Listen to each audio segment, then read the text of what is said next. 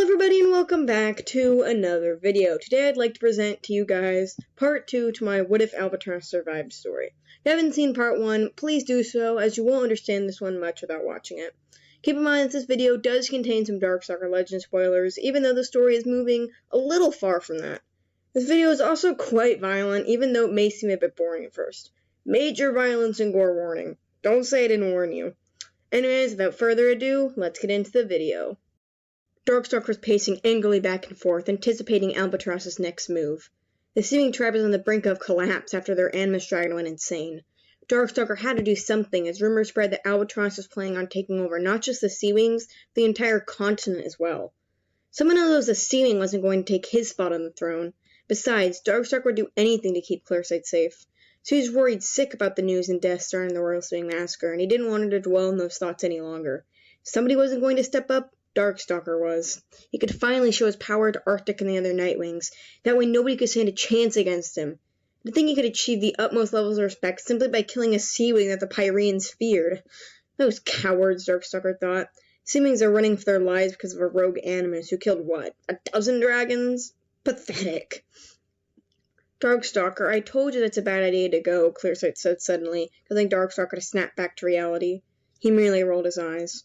Clearsight, I'm ready for this. And besides, you know I'm the one who can keep us all safe. I just don't want anyone to have unnecessary fear towards animus magic. If I'm the one to rule over the tribes, don't you think I should get rid of the stigma? I'm just going to arrest him, that's all. He'll be tried in Sea Wing court and punished then. Clearsight sighed in response, trying to sort through all the chaotic visions she was getting in her head. None of the outcomes were positive so far, but surely there had to be at least one way things could turn out well. She trusted Darkstalker to make the right decisions, but something definitely felt off. All she could see in those features was complete bloodshed and violence with every dragon, not just Darkstalker and Albatross. Darkstalker smiled sincerely and placed a claw on her shoulder. Don't worry, my dear, I promise I can handle this.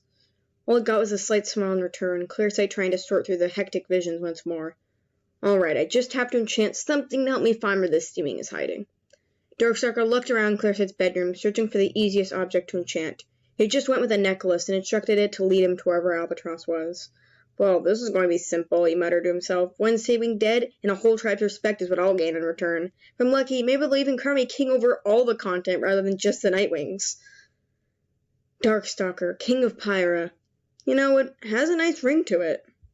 Deep down, he felt a bit sorry for lying to Clearsight, but surely she would understand eventually. But little did Darkstalker know, a horror-stricken Clearsight received a terrible vision in those seconds when he lifted off. It hit her like a wave of pain, causing her to writhe on the floor in agony. The vision flashed in her eyes. Dragon corpses everywhere, including her own. Darkstalker, eyes bloodshot and red, looming over the twisted form of Albatross. Albatross was covered in blood, teeth baring. Poor Clearsight could even see the outcome of the vision. She jumped back to reality, screaming in pure terror and shock. Darkstalker was on his way to the worst possible outcome in Pyrean history. She had to warn him! And so, with that thought in mind, Clearsight tried catching up with Darkstalker, beating her wings furiously to find him. However, Darkstalker remained unaware of her yelling and measly attempt to catch up with him, because he was long gone. The necklace guided him throughout the sky, and he soon found himself landing towards a pavilion of some sorts. Sure enough, Albatross stood amidst a pile of dragon corpses.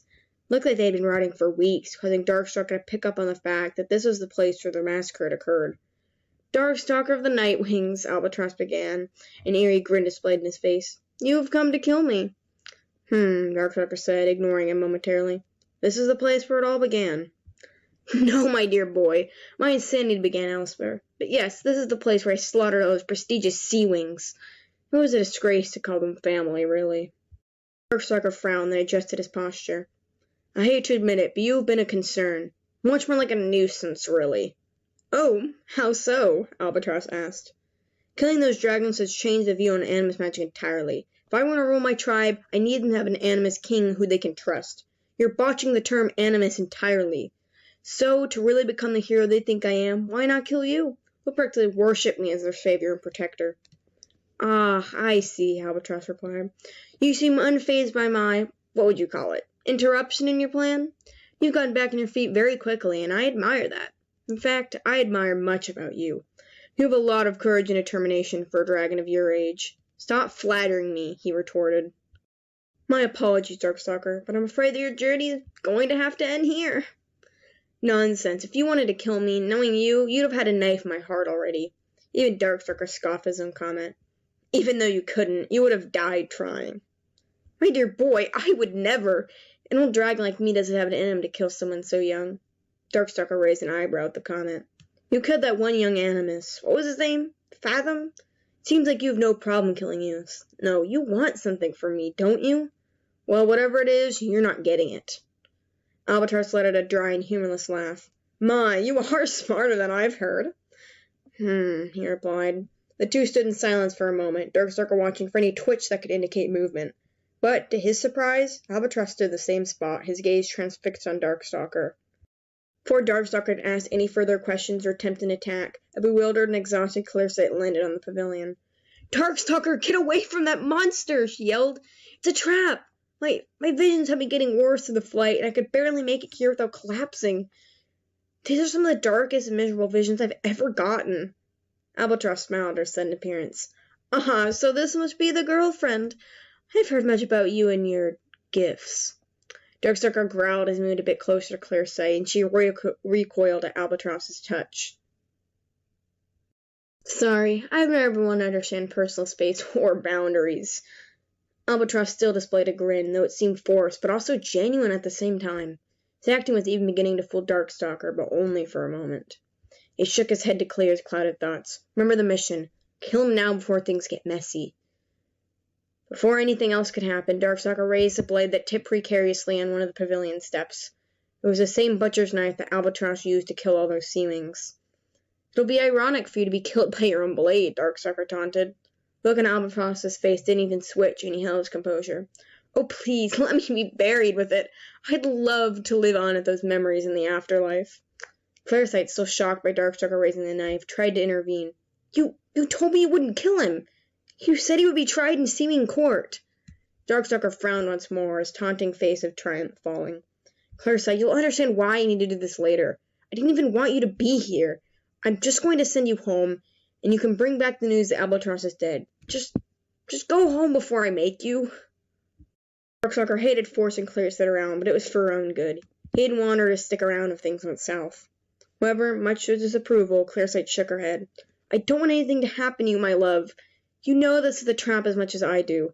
Darkstalker growled slightly under his breath. That's why I'm going to kill him. Just get out of here and tell the others that he's dead. Go, Clearsight.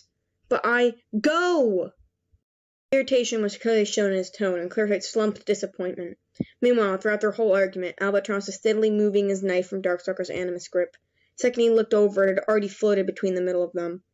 And I thought you were better than this. All the things my magic whispered in my ear about you, and yet, with all this power in your claws, you choose to be the ruler over a few tribes. There's much more to power than that, Darkstalker, Albatross said. The knife hovered in between the two of them, Darkstalker desperately trying to get it to fly back into his own claws. Think of all the things you could do when you refuse to hold back. I learned that lesson a long time ago. Albatross, stand down, Darkstalker replied, trying to fend off his tight hold of the knife. Clearsight stepped behind him, trying to stay out of Albatross's field of vision. Fire is only the first place to conquer. Together we can be much more. The power of two animus dragons together is far more powerful than anyone could imagine. What are you doing? Trying to recruit me to your side? Darkstalker scoffed. You don't know me as well as you think you do, Albatross. Oh, don't I? With one swift movement, Albatross used his magic to send a knife flying from behind his back. Clearsight tried leaping backwards to avoid it, but successfully lodged itself in her abdomen. She whimpered in pain, wincing. Darkstalker, stricken with grief, ran towards her side. Clearsight, I can heal you. Don't worry. I can help. All she managed to return was a dry cough, slowly choking on whatever fluids were rising up from her chest. Darkstalker, feeling genuine fear for the first time in ages, raised a shaky claw up to try and heal the wound. Before he could cast any spells, however, Albatross shot the knife out of her and tried flying it towards Darkstalker, with the knife only bouncing off his scales. You're going to pay for what you just did to Clearsight, Darkstalker responded, gritting his teeth. Oh, surely I will, Albatross replied, chuckling. Dragon doesn't just bring one knife to a fight. He always has backups. Darkstalker, mad with rage, pounced towards Albatross as he chuckled. Quickly turning to the side, he avoided the attack. Darkstalker spun backwards and tried lunging towards him again. Time after time, Albatross just jumped out of the way, whistling a tune of boredom. There's more to you than that, Darkstalker. Kill your girlfriend's murderer. Kill me! Darkstalker, screaming with pure rage, pounced on Albatross again, his claws digging into his throat. Despite all this, he continued laughing manically. Darkstalker drew blood from almost every part of Albatross's body, and he hunched over, vomiting. Is this what you wanted, Albatross? Darkstalker shouted.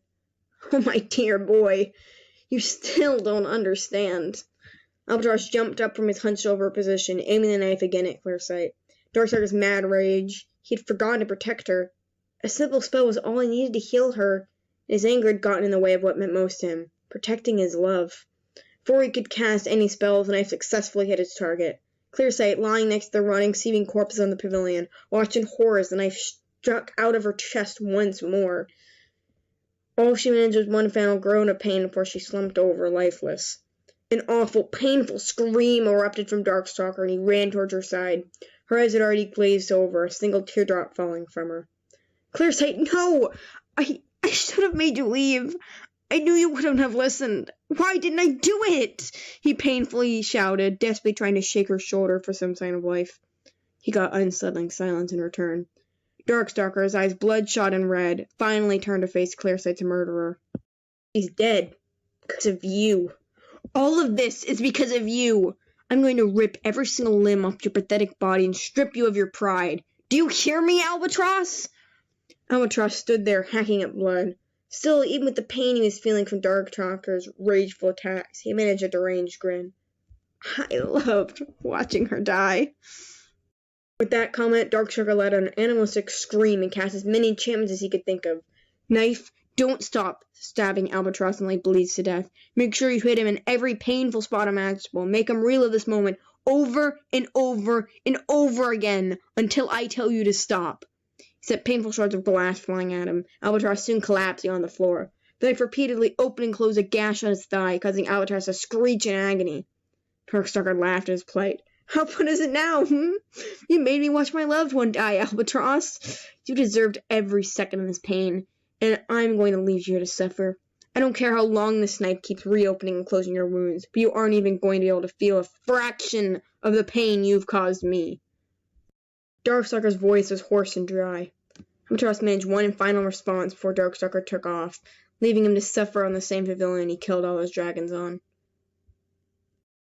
You'll never shake off the mental pain, and that's why I love what I did. You will live the rest of your miserable life knowing that you were the reason she died, Darkstalker, Albatross croaked out. Darkstalker closed his eyes and lifted up the lifeless body of Clearsight. And you're going to live with the physical pain of your actions. Darkstalker tearfully took off, holding her body as close to him as possible. There was still warmth radiating off her scales, but it stopped almost as quickly as he noticed it. She was dead. Was it because of him? Darkstalker thought about the events that had unfolded. He had a chance to heal Albatross several times when he was unarmed. Why didn't he do anything? Was it for the slight chance of being able to control another animus, if he were able to manipulate him?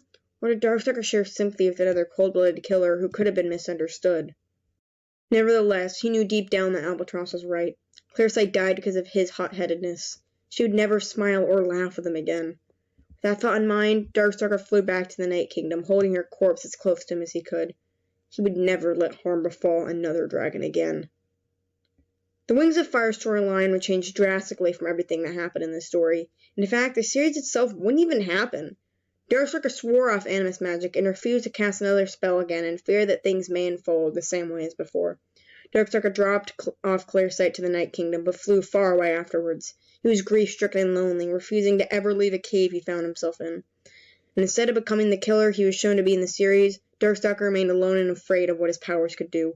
He refused to ever be like Albatross. In regards to Albatross, he soon died after many years of the torture he was put through. His corpse still lies in the pavilion today, the knife still stabbing at his lifeless body. I warned you guys about this being dark. Yeah, sorry to send this on such a dark note. I promise that I'll make at least one non-angsty what-if video, but I stink at writing anything that's even closely related to fluff. What did you guys think? Let me know down below. Anyways, thank you guys so much for watching, and I'll see you in the next video. Bye.